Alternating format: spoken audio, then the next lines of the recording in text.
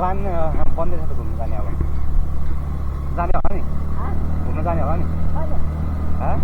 जाने हो के हो सेलाडी आउँदैौ न यार सेलाडी आएपछि त जानुपर्छ क्या घुम्न अब उता के अरे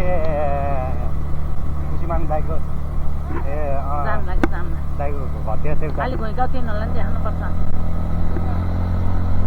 स्पिडमा हिँड्नुपर्छ बिचरा अलिक बिस्तारै बिस्तारै चलाइदिउँ भनेको अस्ति त लास्टै